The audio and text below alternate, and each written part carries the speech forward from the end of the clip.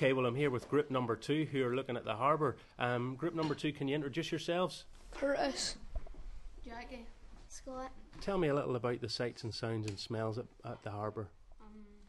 Rocks, water, boats, sand, stones, paths, colours, waves crashing against rocks, wind, boat engines, seaweed and fish.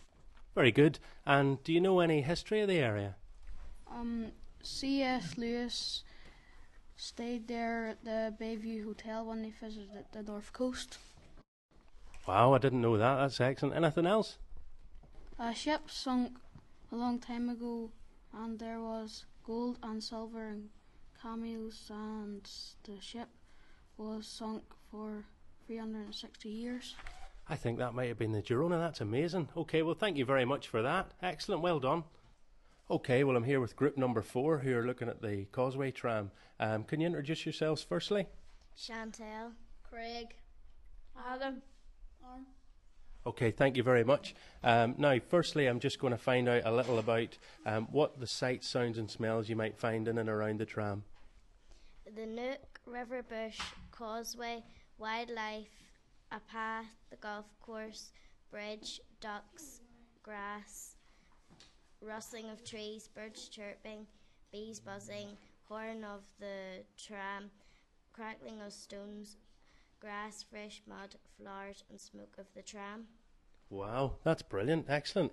And tell me, did you learn any wee bits of history about the place? There was a tram there years ago which went to Portrush. They reopened it a few years ago. The people that worked there worked from day to night. The tram is fuelled by coal that produces some steam. That's amazing history. Well, that is fantastic. Thanks very much for that. A wee round of applause, please. I'm here with group number 5 and we're looking at the salmon fishery. Can you introduce yourself first? James. Jack. Hannah. Thank you very much. Okay, can you tell me a wee bit about what the sights, sounds and smells might be in and around the salmon fishery?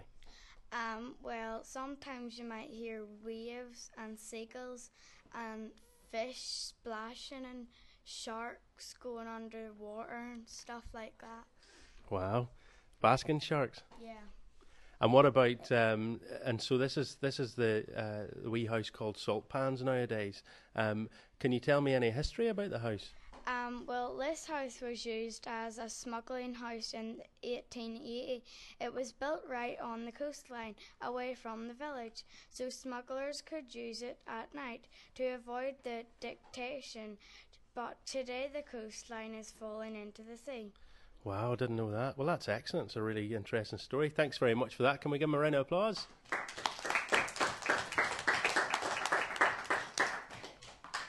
Okay, well, I'm here with group number 3 who are looking at Runkerry Strand, and their names are?